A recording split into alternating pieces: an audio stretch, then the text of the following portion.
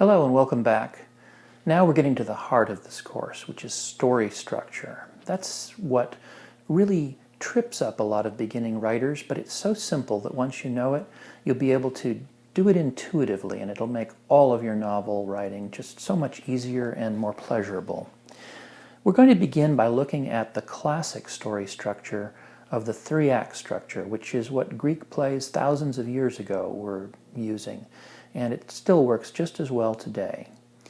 And this diagram shows how any play can be divided into three acts with rising action through the first and the second act until you reach a climax somewhere in the third act, and then a moment of what's called catharsis, that is the payoff, the relaxation, the ah feeling we get when the good guy wins, and the wrap-up at the end. And so your novel will probably follow this same process because it's a great way to introduce a character, put her through a lot of turmoil, throw problems at her, have her change, solve the problems, and then get that payoff at the end with success.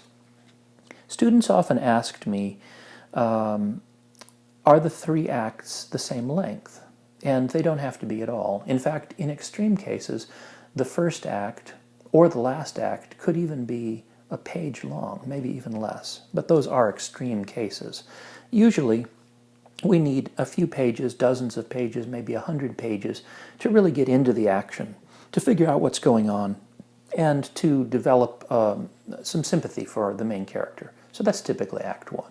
Then in Act 2, a whole bunch of stuff goes wrong, one thing after another.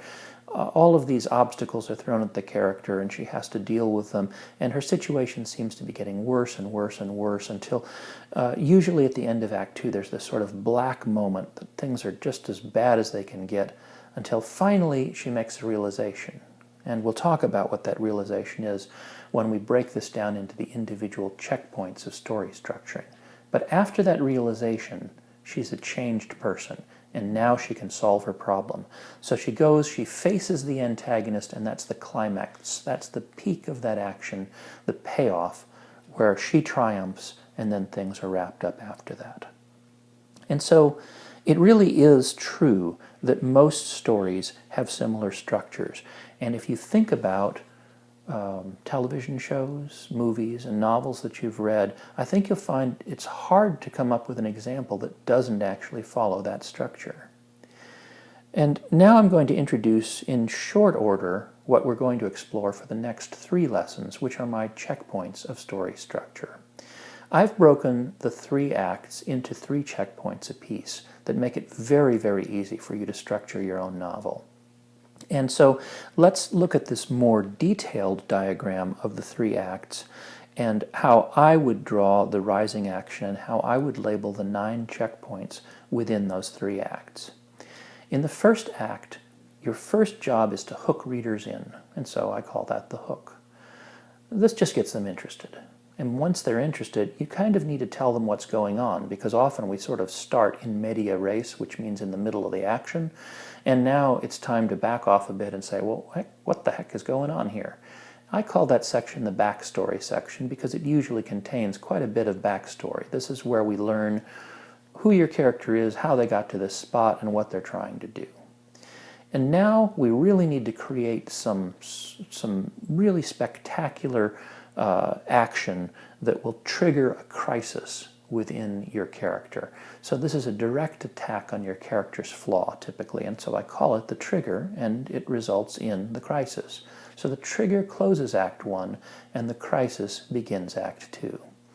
And now that she's in crisis, your protagonist is going to go through more and more setbacks, and so the rising action ratchets itself up.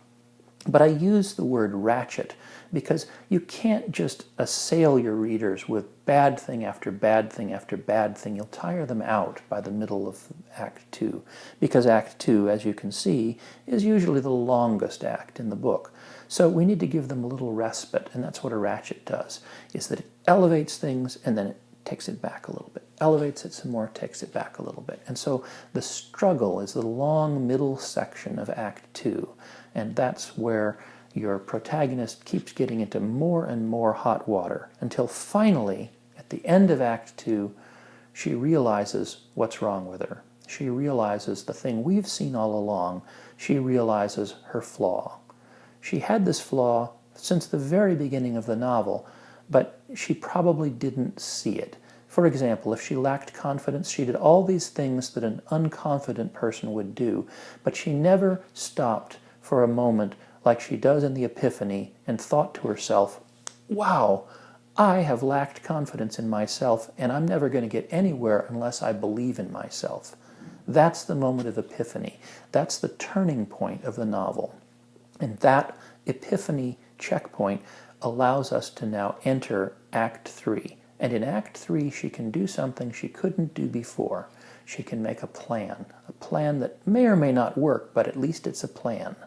And so now, with that plan or multiple plans, eventually she comes into confrontation with the antagonist. And that occurs in the climax. And the climax is where the antagonist is defeated by his own flaw. He can't change the way that she did. He can't overcome it. So if he was overconfident, he's still overconfident. And as a result of that overconfidence, he does something stupid in response to her actions, to her plan, and he is defeated. And then we wrap things up in an ending where presumably everyone lives happily ever after. Now, there's one other twist on this, and that is, what if we're writing a tragedy? Now, a tragedy doesn't mean something with an unhappy ending, as you might expect, because it's possible for the scenario that I just described to play out and something bad to still happen. She could have come up with a plan, it could work, it could defeat the antagonist, but unexpected events might also cause bad things to happen to her. Or perhaps the defeat of the antagonist has some side effects. Or perhaps in the end she decides she didn't really want to defeat him that much. Those are unhappy endings, but those are not tragedies. A tragedy is something very specific. A tragedy is a story where the protagonist fails to overcome her flaw. And it still follows these same checkpoints, but because the spot for the epiphany is not filled with, oh, I realize what's wrong with myself. Instead, it's filled with the opportunity for her to realize it, but she fails to. And so because she fails to realize that flaw, she's unable to make a plan or unable to make a plan that works. As a result, when the confrontation with the antagonist occurs, she is unsuccessful. Even though the antagonist didn't change either, he prevails. That's a tragedy. It's also possible to write a tragedy. You can argue whether readers really like to read tragedies.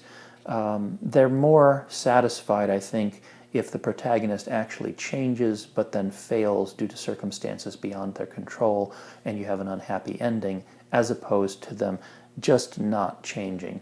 That can be frustrating because if we've spent the entire book knowing what's wrong with the protagonist, but the protagonist never figures it out herself, at the end of the book we may wonder, why did I spend all that time on this character that didn't ever really get it? So be careful in writing a true tragedy. You need to have very compelling reasons to do it. But if you want unhappy things to happen, there's lots of genres where that's common. Go for it. So, in our next lesson, we're going to turn our attention in detail to each of the 3 acts, 1 act per lesson, and we'll discuss what's in each of those acts' 3 checkpoints in detail. As we do that, you'll have test drives where you'll be able to fill in for your own novel what goes into those checkpoints, and by the end of those 3 lessons, you will have a really great map for your novel. So I'll see you there.